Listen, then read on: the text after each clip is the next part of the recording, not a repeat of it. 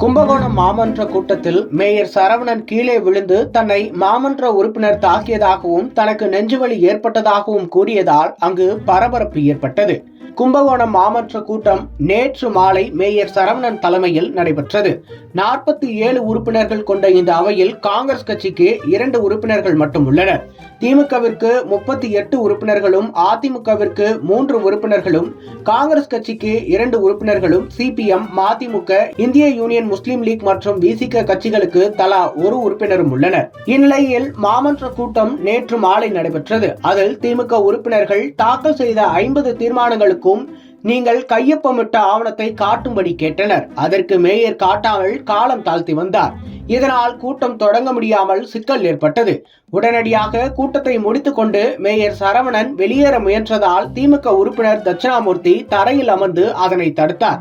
அப்போது சரவணனுக்கும் தட்சிணாமூர்த்திக்கும் இடையே தள்ளுமுள்ளு ஏற்பட்டதாக கூறப்படுகிறது. அப்போது மேயர் சரவணன் தரையில் படுத்து மாமன்ற உறுப்பினர் தன்னை தாக்கிவிட்டார் என்றும் தனக்கு நெஞ்சுவலி ஏற்பட்டுள்ளதாகவும் தரையில் உருண்டார். இதனால் மாமன்ற கூட்ட அரங்கில் பரபரப்பு நிலவியது. இதனைத் தொடர்ந்து துணை மேயர் இத்துடன் கூட்டத்தை நிறைவு செய்வதாக கூறி திமுக உறுப்பினர்கள் வெளியேறினர். இதனால் கூட்டம் முழுமையாக நடைபெறாமலேயே முடிவு பெற்றது. அலுவலக ரீதியா நீங்க கேட்கறது நீங்க மேயர் கேளுங்க, ஏன் வைக்கல? இது ஆணையருக்கு கொடுத்தாலும் மேயர் தான் வைக்கணும்.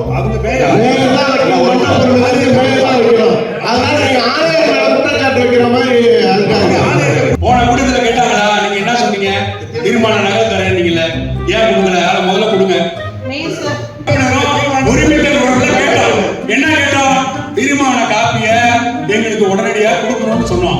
நீங்க நிறைய சொன்னீங்கல்ல, ஏன் கொடுக்கல?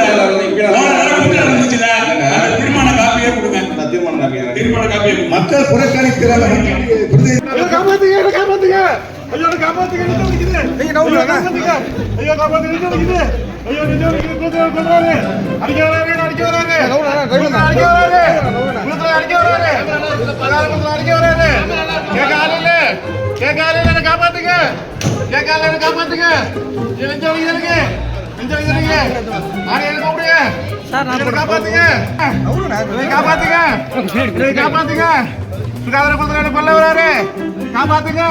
என்னை காப்பாத்துங்க, காப்பாத்துங்க, காப்பாத்துங்க.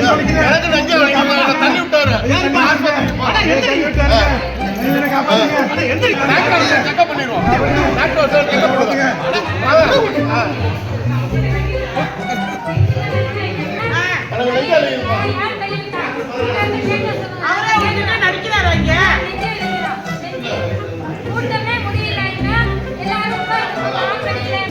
எல்லா மாவட்ட உறுப்பினரும் சேர்ந்து எல்லாரும் ஒரு ஏகமானதாக ஒத்துக்கும் போதும் சில குறிப்பிட்ட மாவட்ட உறுப்பினர் மட்டும் அதற்கு எதிர்ப்பு விளையாடிட்டே இருந்தார்.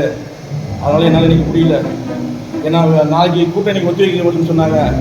அதிகம் சரி நாளைக்கு கோப்பெல்லாம் காமிச்சிட்டு போட்டு நாளைக்கு காலையில் நிற்கிறேன்னு சொல்லியும் என்னை கேட்காம நீ கூட்டத்தை இப்போயே நடத்தி இப்போயே காட்ட சொல்லி என்னை பல்வேறு விதத்தில் துன்புறுத்தி அவர் சுகாதார குழு தலைவர் தான் இதுக்கு முழு காரணமாக இருந்து என்னை தள்ளிவிட்டு என்னை நெஞ்சு வலி ஏற்படுத்திட்டு மயக்க நிலைக்கு அடிச்சிட்டாரு. என்னை உயிரை பேசி காப்பாற்று, என்னை காப்பாற்றுங்க, என்னை காப்பாற்றுங்க.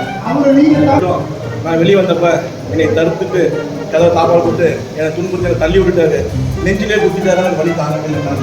நெஞ்சிலே குத்திட்டாரு. தாங்க முடியல.